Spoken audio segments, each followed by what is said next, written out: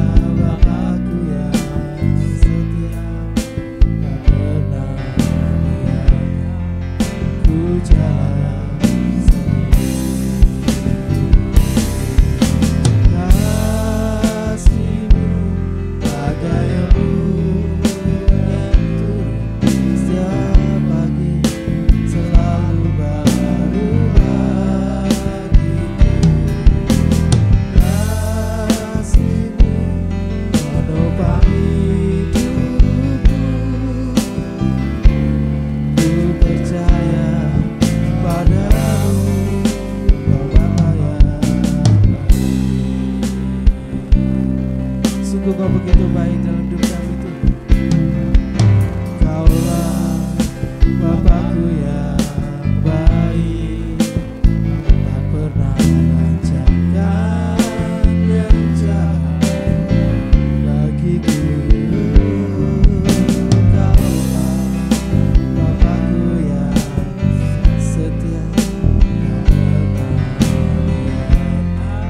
ku jalan.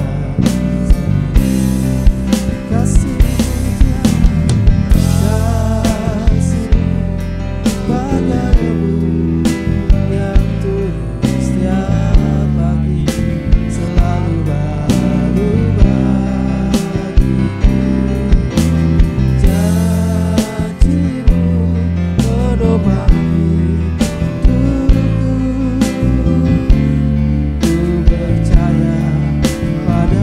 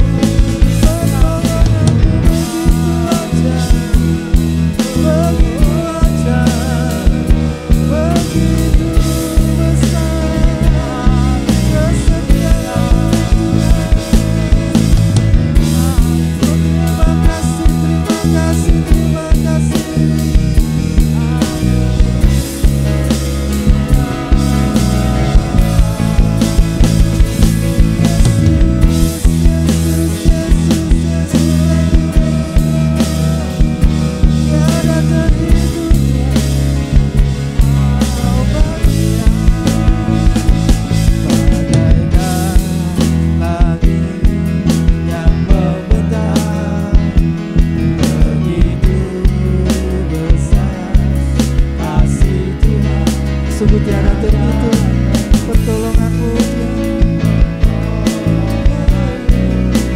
dalam hidupku. Mari nyatakan kepada Tuhan, bagaikan dalamnya samudra, begitu dalam kasih Tuhan tiada terhitung pertolongan-Mu dalam. Mari nyatakan lebih lagi kepada Tuhan, bagaikan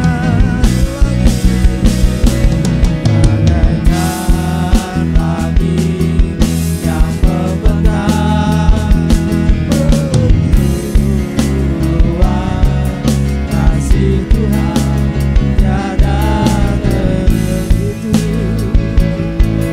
Oh Tuhan, sungguh tiada terhitung pertolongan-Mu dalam hidup. Bagaikan dalamnya samudra, bagaikan dalamnya samudra, begitu kasih Tuhan tiada terhitung pertolongan-Mu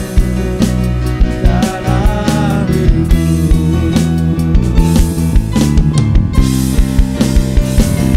Bagaikan langit yang membentang, begitu luas, sungguh tiada tertanding Engkau Tuhan, tiada terhitung pertolongan-Mu dalam hidupku.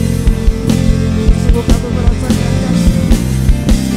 Oh bagaikan dalamnya samudra, begitu dalam kasih Tuhan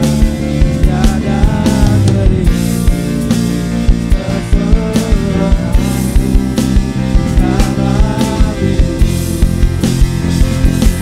dalam hidupku. Bagaikan langit yang membentang, oh sungguh besar Tuhan, sungguh dahsyat luas kasih Tuhan tiada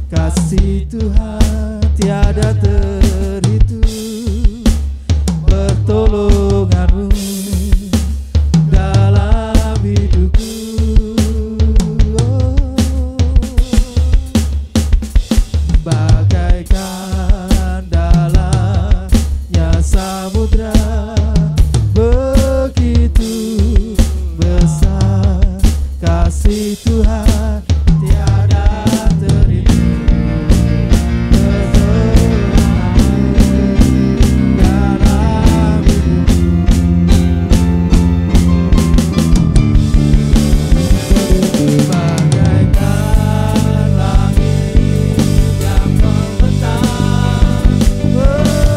pertolongan-Mu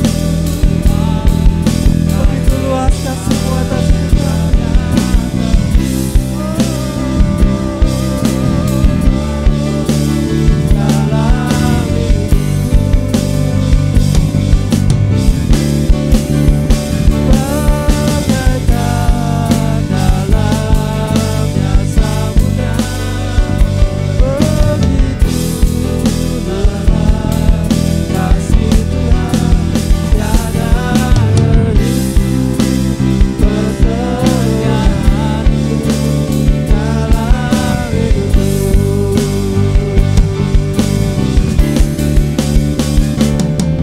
Bagaikan langit yang membentang, begitu luas kasih-Mu atas kita. tiada terhitung pertolongan dalam hidupku. Sungguh kami bersyukur, berterima kasih kepada-Mu. Bagaikan dalamnya samudra, dalam kasih Tuhan tiada terhitung kesetiaan-Mu dalam.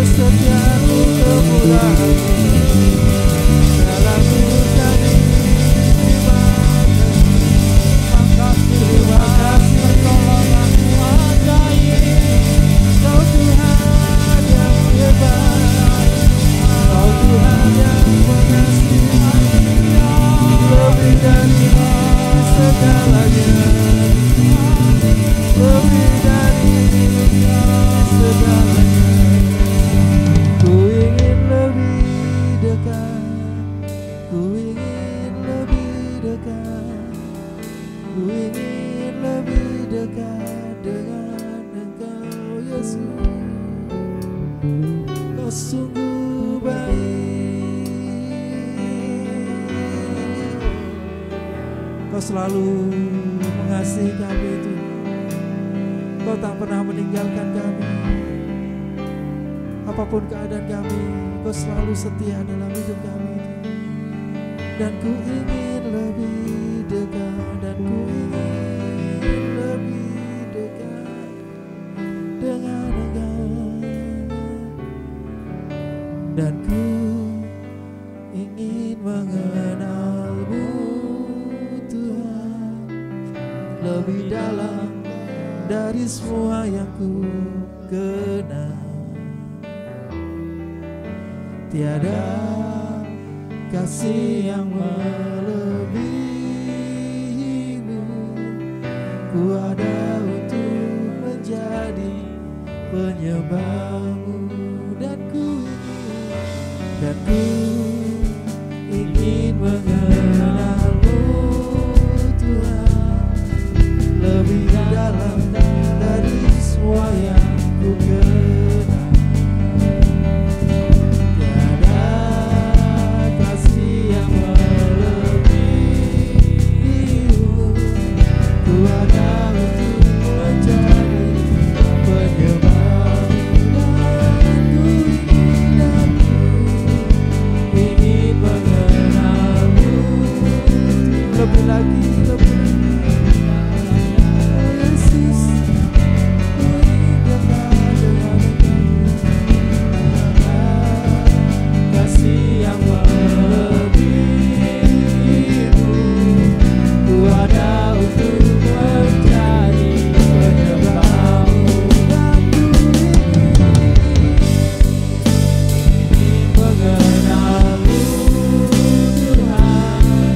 Lebih dalam dari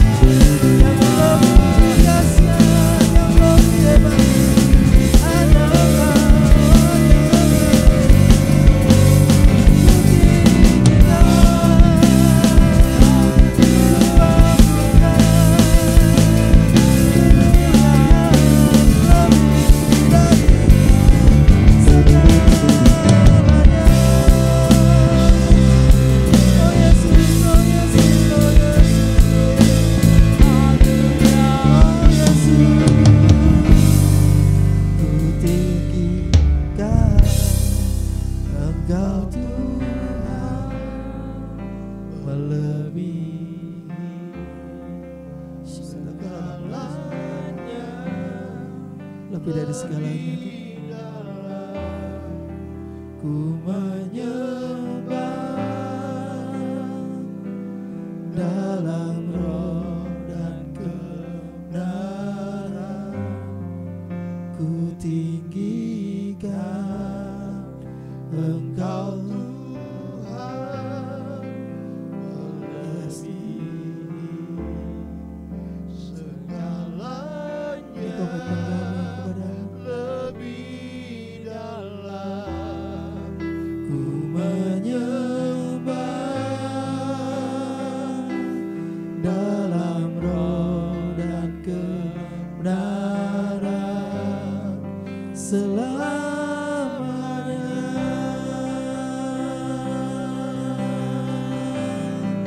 Selamanya.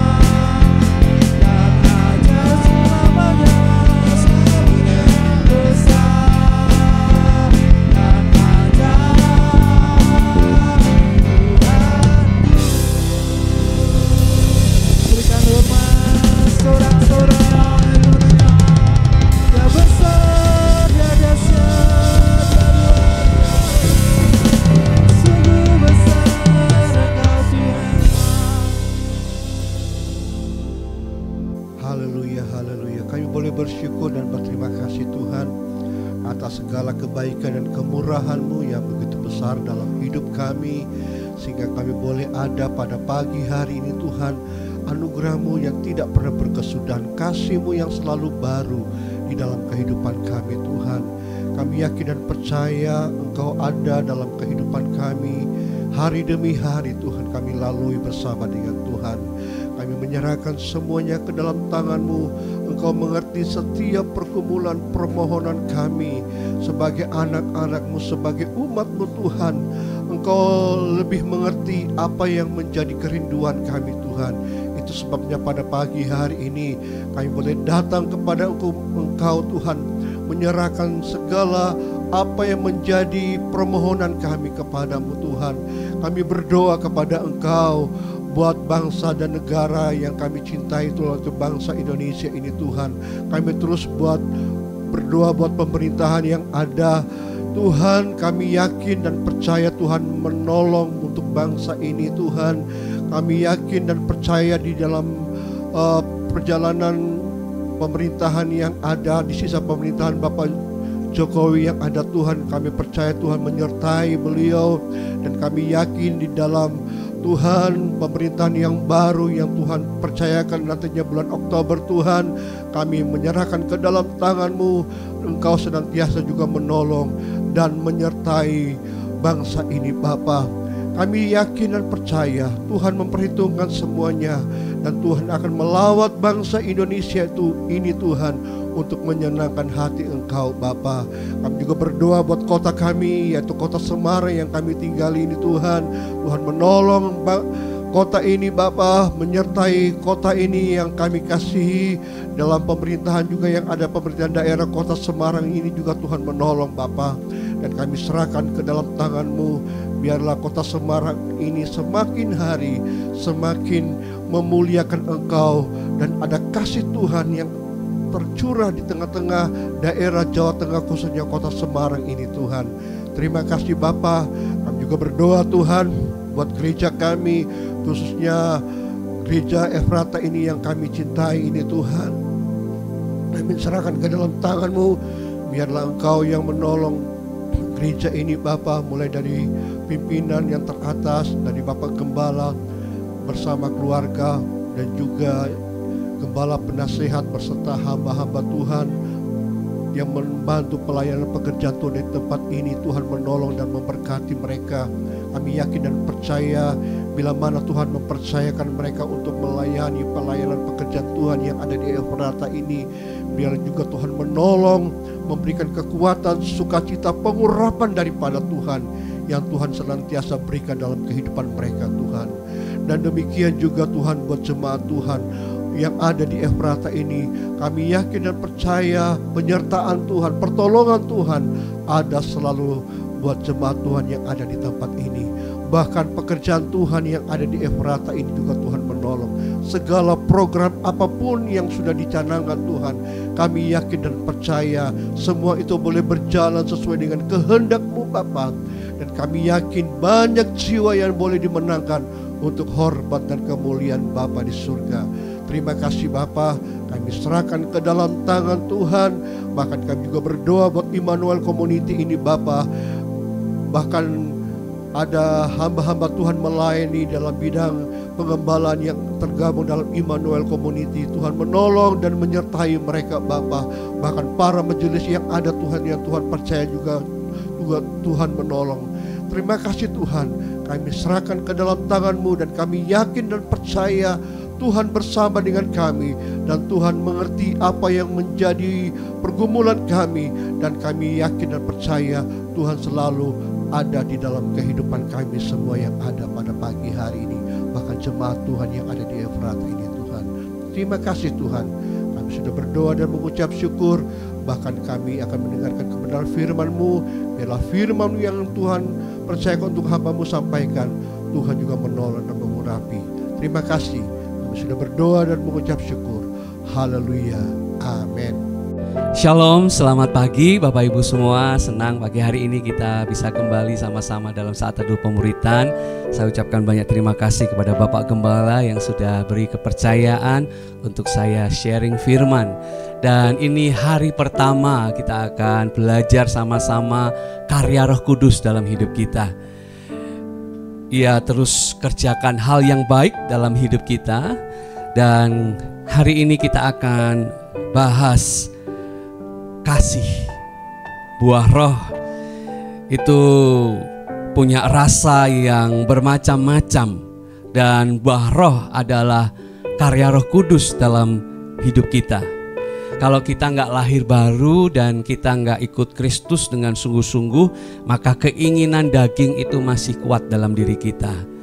Dan karena Roh Kuduslah yang memampukan kita untuk kita mengasihi. Roh Kudus mengerjakan karya yang luar biasa dalam diri kita, hingga ada buah yang keluar dari dalam diri kita. Dan buah roh itu punya rasa yang berbeda-beda. Yang pertama, kita mau bicara tentang kasih, Bapak Ibu Saudara. Terlebih dahulu mari kita sama-sama lihat Galatia 5 ayat 16 sampai 17. Maksudku ialah, hiduplah oleh roh, maka kamu tidak akan menuruti keinginan daging. Sebab keinginan daging berlawanan dengan keinginan roh, dan keinginan roh berlawanan dengan keinginan daging. Karena keduanya bertentangan, sehingga kamu setiap kali tidak melakukan apa yang kamu kehendaki. Kalau kita mau dipimpin oleh roh, maka hidup kita pasti akan ikuti apa yang jadi keinginan Tuhan. Keinginan roh berlawanan dengan keinginan daging. Sebagai manusia yang berdosa, keinginan daging itu selalu akan melekat dalam diri kita. Tapi ingat, Kristus sudah mati buat kita Bapak Ibu Saudara, untuk supaya kita hidup baru. Dan Roh Kudus yang akan berkarya dengan indah dalam hidup kita, memimpin langkah kita hingga kita boleh menghasilkan buah yang berkenan di hadapan Tuhan. Galatia 5 ayat 24 sampai 25. Barang siapa menjadi milik Kristus Yesus, ia telah menyalibkan daging dengan segala hawa nafsu dan keinginannya. Jikalau kita hidup oleh roh, baiklah kita hidup juga dipimpin oleh roh. Saat kita lahir baru, Roh Kudus ada dalam hidup kita, dan Roh Kudus mau untuk pimpin kita. Buah roh itu ada sukacita, ada damai sejahtera, ada kesabaran, ada kemurahan, kebaikan, kesetiaan, kelemah lembutan, dan penguasaan diri. Hari ini kita belajar kasih. Jadi buah roh itu satu, tapi punya rasa yang bermacam-macam. Ya, kalau kita makan buah, ada buah yang rasa manis, tapi ada juga yang ada sedikit asam. Ya, kalau durian ya biasanya ada manis pahit. Wah, ada rasa yang berbeda dalam satu buah. Nah, itulah buah roh. Kita percaya Bapak Ibu Saudara bahwa Allah itu berikan rohnya kepada kita untuk menolong kita. Dan apa sebetulnya pekerjaan Roh Kudus dalam hidup kita? Roh Kudus menguduskan orang percaya, Roh Kudus memenuhi kita, Roh Kudus memimpin kita kepada kebenaran. Titik temu yang menghubungkan kita dengan Kristus adalah kekudusan. Tanpa ada kekudusan, Roh Kudus tidak bisa berkarya dengan maksimal dalam hidup kita. Tadi dikatakan di ayat-ayat sebelumnya, di Galatia 5 ayat 16 dan 17, kalau keinginan daging itu masih kuat dalam diri kita, maka akan selalu ada pertentangan dalam hati kita. Karenanya kalau kita mau terhubung dan hidup dipimpin oleh roh, kita mesti harus jaga kekudusan. Hidup dalam kekudusan. Yesus sudah mati buat kita untuk menyucikan kita dari dosa, untuk menguduskan kita hingga kita dibebaskan dari belenggu dosa. Oleh karenanya, mari jaga sungguh-sungguh kekudusan, karena yang membuat kita terhubung dengan roh Tuhan adalah karena kekudusan, karena penebusan yang Yesus sudah lakukan kepada kita.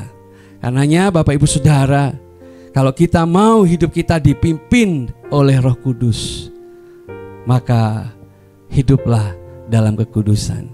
Jangan lagi turuti keinginan daging. Karena kalau hidup kita masih menuruti keinginan daging, selalu akan ada tarik-menarik, hingga akhirnya kita gak melihat ada perubahan dalam hidup kita. Buah itu gak akan muncul kalau Roh Kudus gak berkarya dengan indah dan maksimal dalam hidup kita. Kita nggak bisa Bapak Ibu Saudara satu kaki di kehidupan kita yang lama dan satu kaki lagi di kehidupan kita yang baru. Maka kita akan cacat rohani. Bisa bayangkan Bapak Ibu Saudara bagaimana kita jalan kalau kaki kita satu di kehidupan kita yang lama dan satu di kehidupan kita yang baru. Lari aja pasti susah. Ya, karena kita nggak mau sungguh-sungguh dengan Tuhan. Roh Kudus nggak akan berkarya dengan luar biasa dalam diri kita. Karena yang menghubungkan kita untuk melekat pada Kristus adalah kekudusan. Kekudusan jadi faktor penting untuk kita lihat hidup kita terus berbuah. Makin lebat, makin banyak. Dan buah yang kita hasilkan, biarlah itu menyenangkan hati Tuhan dan jadi berkat bagi orang di sekitar kita. Kekudusan adalah hal yang penting seperti yang tertulis dalam Roma 11 ayat 16 sampai 18. Jikalau roti sulung adalah kudus, maka seluruh adonan juga kudus. Dan jikalau akar adalah kudus, maka cabang-cabang juga kudus. Karena itu, apabila beberapa cabang telah dipatahkan dan kamu sebagai tunas liar telah dicangkokkan di antaranya dan turut mendapat bagian dalam akar pohon zaitun yang penuh getah, janganlah kamu bermegah terhadap cabang-cabang itu. Jikalau kamu bermegah, ingatlah bahwa bukan kamu yang menopang akar itu, melainkan akar itu yang menopang kamu. Jadi jangan kita merasa bahwa kita bisa berbuat baik dengan segala upaya kita. Jangan kita merasa lebih hebat dari yang lain, karena kalau kita bisa semua itu karena Tuhan yang menopang kita. Dalam ayat itu dikatakan, ingatlah bahwa bukan kamu yang menopang akar itu, melainkan akar itu yang menopang kamu. Kita ada sampai hari ini sebagaimana kita ada, semua karena karya Tuhan dalam hidup kita. Ia yang mati buat kita, hingga akhirnya kita boleh memperoleh hidup yang berkemenangan. Kita dikuduskan, dan Kristus adalah benih yang sudah mati di tanah supaya muncul akar yang akan menopang dahan serta ranting-ranting dari sebuah pohon. Kalau nggak ada benih yang tertanam dan mati, nggak akan ada akar. Dan kalau nggak ada akar, tanaman itu nggak akan bertunas, nggak akan ada pohon yang kuat yang bisa menghasilkan buah kalau nggak ada akar yang mati. Dan Kristus adalah benih yang mati, ia mau ditanam supaya Kristus bisa membuat kita hidup dalam kekudusan dan menghasilkan buah yang berkenan di hadapannya. Kita adalah cabang-cabang dari pohon yang memampukan kita, yang selalu berikan kita kekuatan, nutrisi untuk kita berbuah. Jadi semua itu karena pengorbanan Kristus buat kita. Ia adalah benih yang ditanam, dan benihnya bukan benih sembarang, Bapak Ibu Saudara. Ya, ini benih unggul, oleh karenanya harusnya buah yang dihasilkan juga adalah buah yang unggul. Kristus ada dalam diri kita. Kita alami perjumpaan dengan Kristus, kita alami perjumpaan dengan Tuhan, dan kita menerima kasih-Nya. Saat kita terima kasih-Nya, ada bagian lain yang harus kita lakukan, yaitu apa? Membagikan kasih Kristus itu buat orang-orang di sekitar kita, supaya mereka mengenal Kristus lewat perbuatan kasih kita. Karena kita sudah melekat pada pokoknya, Ini bicara soal alami perjumpaan pribadi dengan Kristus. Dan saat kita alami perjumpaan pribadi dengan Kristus, kita terima kasih-Nya. Dan saat kita terima kasih-Nya, hidup kita diubahkan. Kita juga wajib untuk bagikan kasih itu bagi orang-orang yang ada di sekitar kita. Jangan sampai ada yang memisahkan kita dari Kristus. Karena kasih Tuhan begitu luar biasa. Kasih Tuhan begitu indah buat kita. Oleh karenanya, mari hasilkan buah yang unggul, Bapak Ibu Saudara.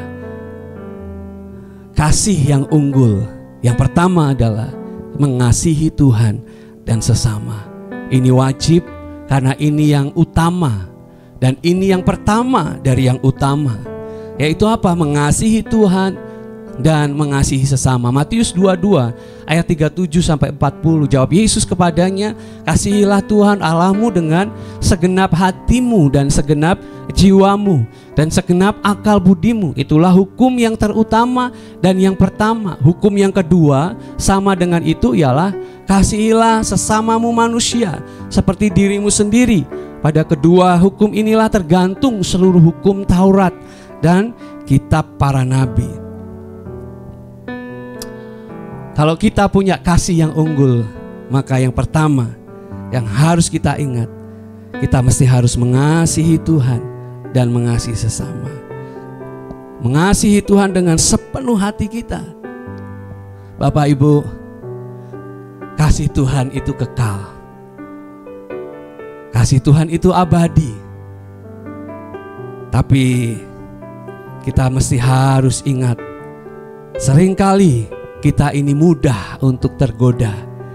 Seringkali kita ini lengah. Hingga akhirnya ketika Yesus bukan lagi yang utama dalam hidup kita, kita kehilangan cinta mula-mula. Saat kita tertarik dengan apa yang ada di dunia ini, kita sibuk untuk mencari kebutuhan kita yang perlu kita cukupi, kita lupa waktu untuk pribadi dengan Tuhan. Seperti yang Bapak Gembala sampaikan beberapa waktu lalu, seringkali hidup kita dikhawatirkan dengan hal-hal yang tidak penting. Padahal yang penting dalam hidup ini adalah carilah dahulu kerajaan Allah dan kebenarannya. Mengikut Kristus dengan sungguh-sungguh, maka segala sesuatu pasti akan ditambahkan.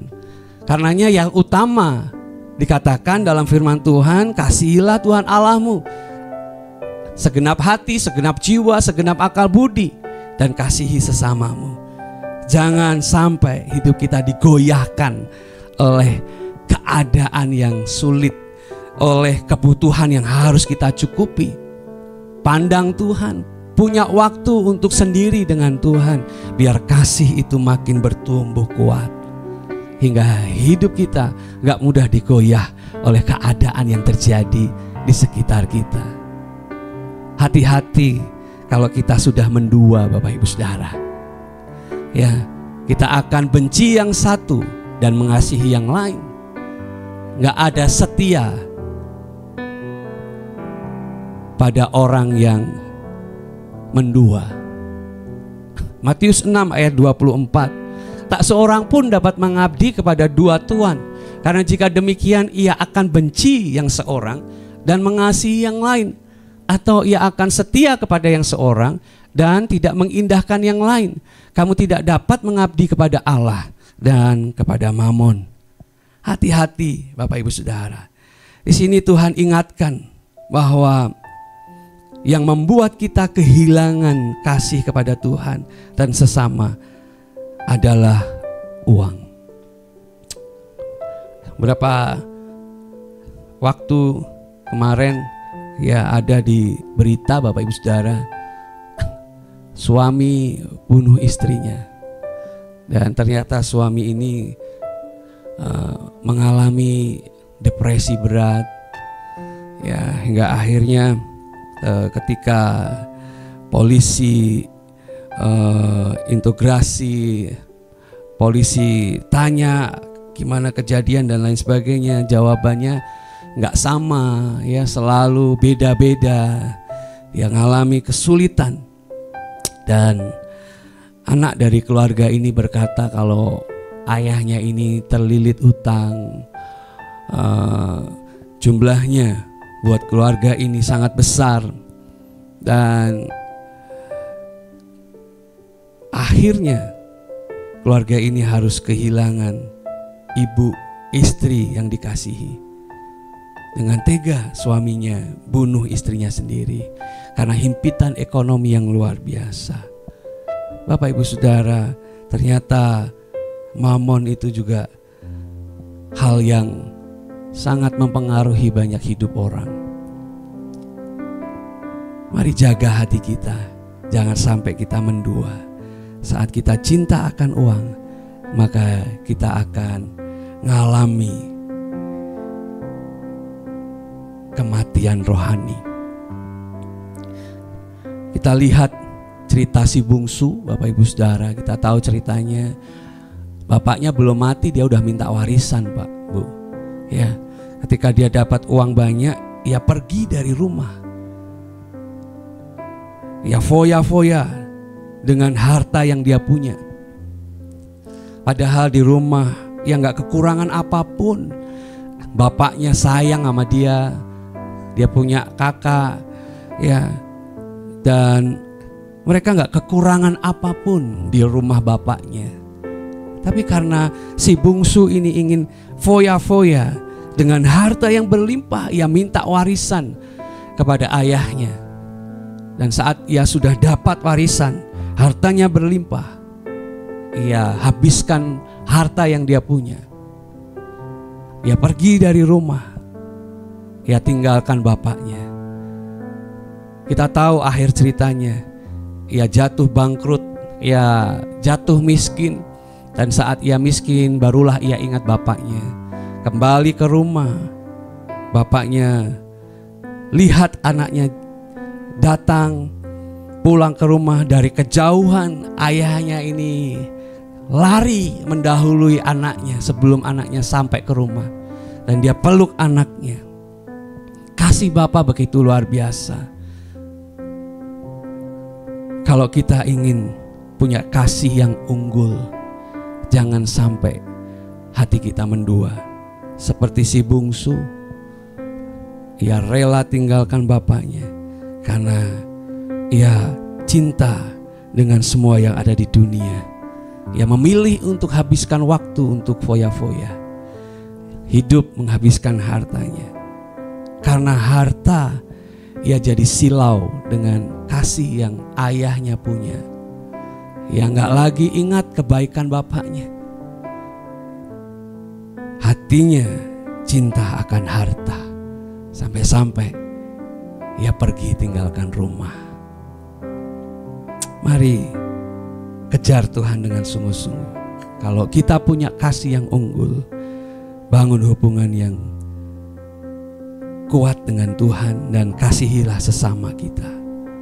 Yang kedua, Bapak Ibu Saudara, kalau kita punya kasih yang unggul, maka kita akan berani untuk mengasihi sesama kita.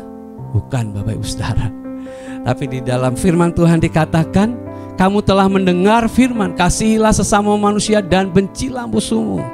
Tetapi aku berkata kepadamu, kasihilah musuhmu dan berdoalah bagi mereka yang menganiaya kamu. Matius 5 ayat 43 sampai 44. Kalau kita mau dipimpin oleh Roh hingga kita punya kasih yang unggul, maka kita gak hanya mengasihi sesama kita.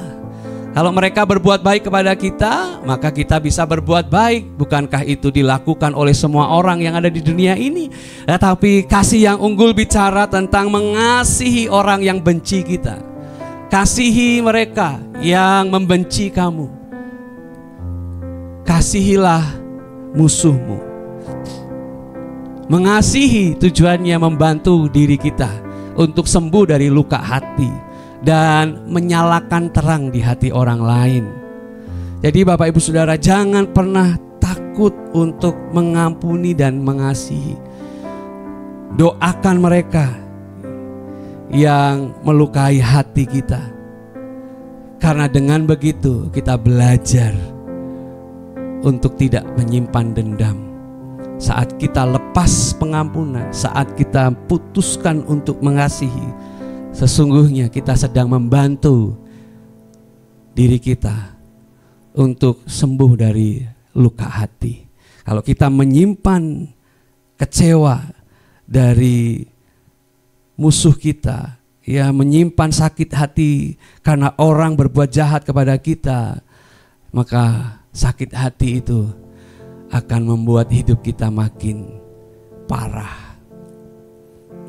Memang Bapak Ibu Saudara, luka yang diakibatkan oleh orang-orang di sekitar kita itu jauh lebih berat kalau yang melukai kita, yang membuat kita sakit hati, orang yang dekat dengan kita. Ibarat kalau Anda berhadapan dengan orang dan orang itu bawa senjata tajam, selama jaraknya masih jauh, ya mungkin itu 100 meter, mau dilempar ke kita, kita masih bisa menghindar. Ya, kalau itu pisau kecil, ya dilempar ke kita, kita tahu dia mau lempar senjata tajam, wah, kita bisa menghindar, kita bisa lari menjauh karena jaraknya jauh, ya. Bahkan mungkin lemparannya nggak akan sampai ke kita, ya. Tapi kalau orang itu dekat dan tiba-tiba orang itu tusuk kita, maka luka yang diakibatkan akan sangat dalam. Luka yang diakibatkan karena orang yang kita kenal, orang yang dekat dengan kita, akan sangat dalam dibandingkan kecewa yang dibuat oleh orang yang sama sekali tidak kita kenal. Bapak Ibu Saudara, minta kekuatan dari Tuhan.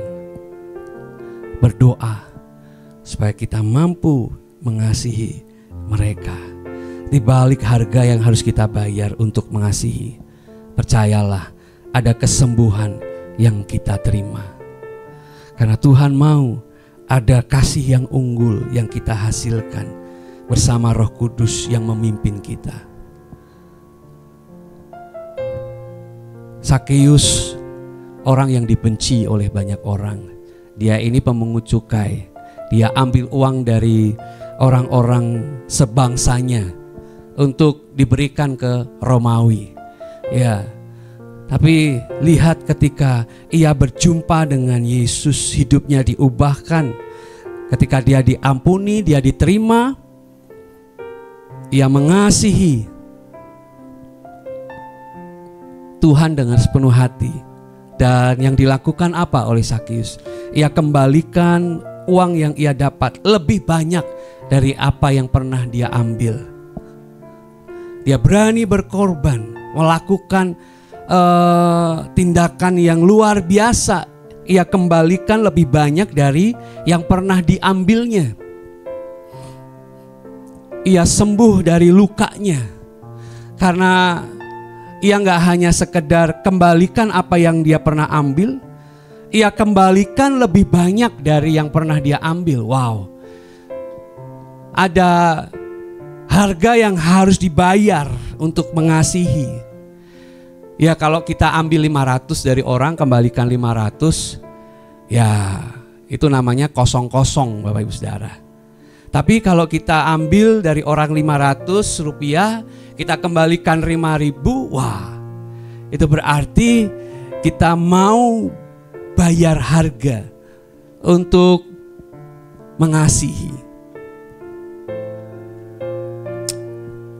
Waktu Yesus melayani, banyak orang berdosa selalu dekat dengan Yesus. Kenapa? Karena mereka merasa diterima.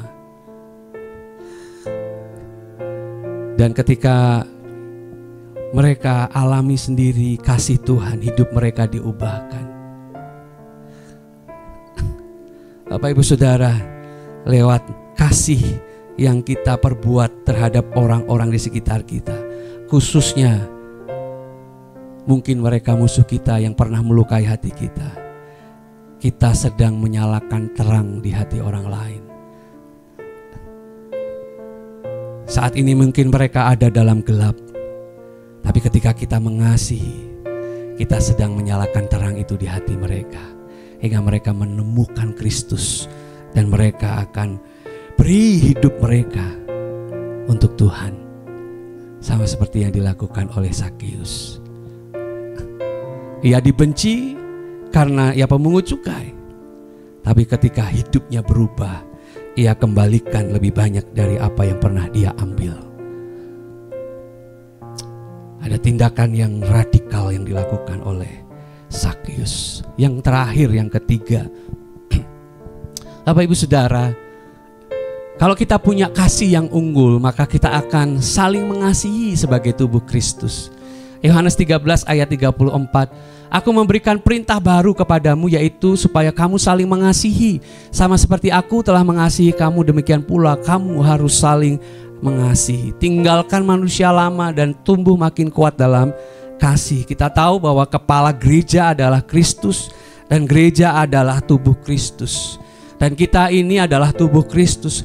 Kalau kepala aja mengasihi gerejanya, Bapak Ibu Saudara, kita sebagai tubuh Kristus, mari sama-sama belajar untuk saling mengasihi, saling menghargai satu dengan yang lain. Walaupun kadang-kadang waktu bercanda agak kelewatan sih ya Bapak Ibu Saudara, khususnya saya ya. Kalau pas lagi bercanda gitu ya, wah asal aja nyeplosnya gitu ya. Wah, tapi ya kita bisa ketawa bersama ya. Dan kalau ada sesuatu yang mungkin itu penting, barulah di situ kita ngobrol hati ke hati, chat secara pribadi. Mungkin kamu bisa sampaikan kata-katamu seperti ini. Mungkin kamu bisa lakukan ini lebih dahulu. Ada hubungan saling satu dengan yang lain. Setiap kesalahan yang dilakukan oleh saudara-saudara kita, semuanya itu bukan untuk kita perlihatkan, tapi mari kita belajar untuk saling menanggung satu dengan yang lain. Karena Tuhan mengasihi kita sebagai gerejanya, dan kita sebagai tubuh Kristus belajar sama-sama untuk mengasihi satu dengan yang lain. Enggak mudah Bapak Ibu Saudara. Ada dosa yang enggak kelihatan sebetulnya dalam hidup ini, yaitu apa? Nama dosa itu adalah kepentingan. Kalau orang udah punya kepentingan, wah, kadang-kadang salah pun bisa jadi benar. Saat kita ada dalam tubuh Kristus, satu yang jadi alasan untuk kita mengasihi, yaitu apa? Utamakan kepentingan Kristus, utamakan kepentingan Yesus yang mengasihi gerejanya, dan ia ingin lewat gerejanya banyak jiwa dimenangkan. Kalau dalam hubungan satu dengan yang lain tidak ada kasih, orang gak akan injakkan kaki untuk masuk dalam rumah Tuhan. Ia akan putar badan dan ia akan berkata, aku gak melihat kasih Kristus dalam kehidupan anak-anaknya. Oleh karenanya, mari kita terus hidup dalam kasih, saling melengkapi sebagai tubuh Kristus. Kita perlu tumbuh dewasa Bapak Ibu Saudara. Kalau kita masih kekanak-kanakan, kita akan menyimpan benci, kita akan menyimpan dendam, kita akan egois. Itulah anak-anak. Rasul Paulus ingatkan kepada jemaat di Korintus supaya jangan kalian kekanak-kanaan. Kanak-kanaan itu bukan soal usia. Kalau kita nggak kuat dalam kasih, kita akan selalu kekanak-kanaan, mementingkan diri sendiri dan mengabaikan kebutuhan orang lain. 1 Korintus 13 ayat 11. Ketika aku kanak-kanak, aku berkata-kata seperti kanak-kanak. Aku merasa seperti kanak-kanak, aku berpikir seperti kanak-kanak. Sekarang sesudah aku menjadi dewasa, aku meninggalkan sifat kanak-kanak itu. Tuhan mau kita berfungsi, nggak hanya sekedar punya status sebagai anak-anak Tuhan. Ya, nggak cukup hanya, oh aku udah ditebus kok, oh aku ini anak-anak Tuhan. Tapi kenyataannya kita nggak dewasa-dewasa, nggak ada kasih dalam hidup kita. Paulus ingatkan, yang kita kejar bukan status, tapi fungsi untuk jadi anak-anak Tuhan yang membawa kasih. Kalau kita kuat dalam kasih, maka 1 Korintus 13 ayat 47 selalu akan ada dalam hidup kita. Apa itu? Sabar, murah hati, tidak cemburu, tidak megahkan diri, tidak sombong, tidak melakukan yang tidak sopan, tidak mencari keuntungan sendiri, tidak pemarah, tidak menyimpan kesalahan orang, tidak bersuka cita karena ketidakadilan, tapi bersuka cita karena kebenaran.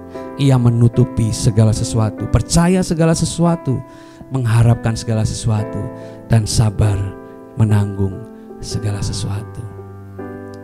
Bapak Ibu, Kristus benih yang unggul.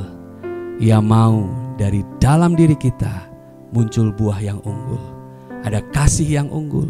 Yang pertama, kita mau selalu mengasihi Tuhan dan sesama kita. Yang kedua, kasihi musuhmu. Dan yang ketiga, sebagai tubuh Kristus, mari saling melengkapi satu dengan yang lain.